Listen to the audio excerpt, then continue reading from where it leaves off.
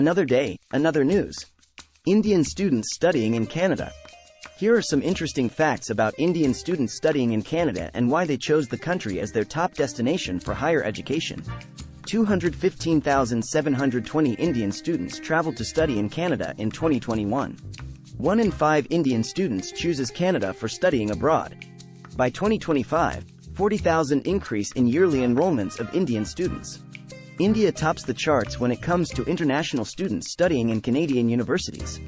Over 34% of international students are from India, followed by 22% from China, 4% from Vietnam, 3% from South Korea, and 2% from Nigeria. Canada and India are enmeshed in an unprecedented diplomatic row. Here's how it happened. An explosive allegation from Canada that the Indian government may have been behind the assassination of a Sikh separatist activist on Canadian soil has triggered a huge diplomatic row and sent relations between the two plummeting.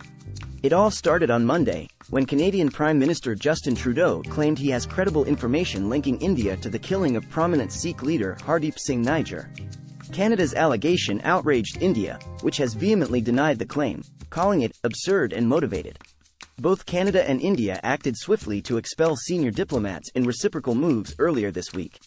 And on Thursday, India's foreign ministry responded by temporarily suspending visa services for Canadian citizens over what it said are security threats against diplomats in Canada. Trudeau on Thursday called on India to work with Canada and allow justice to follow its course.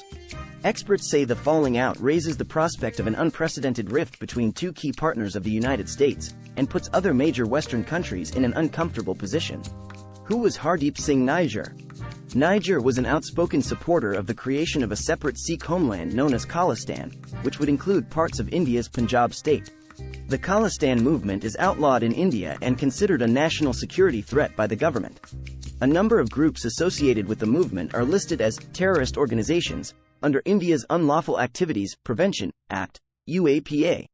Nijjar's name appears on the Home Ministry's list of UAPA terrorists, and in 2020, the Indian National Investigation Agency accused him of trying to radicalize the Sikh community across the world in favor of the creation of Khalistan, adding that he had been trying to incite Sikhs to vote for secession, agitate against the government of India, and carry out violent activities.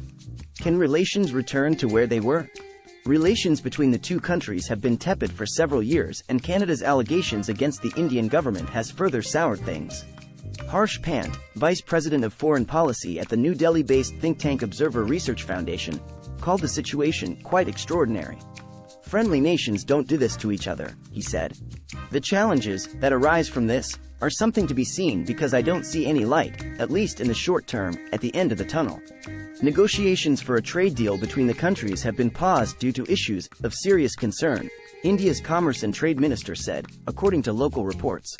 When Modi hosted the Group of 20, G20, leaders in New Delhi this month, he did not meet Trudeau one-on-one but on the sidelines of the summit, where the Indian leader conveyed our strong concerns about continuing anti-India activities of extremist elements in Canada, according to the Indian government. Like and subscribe now.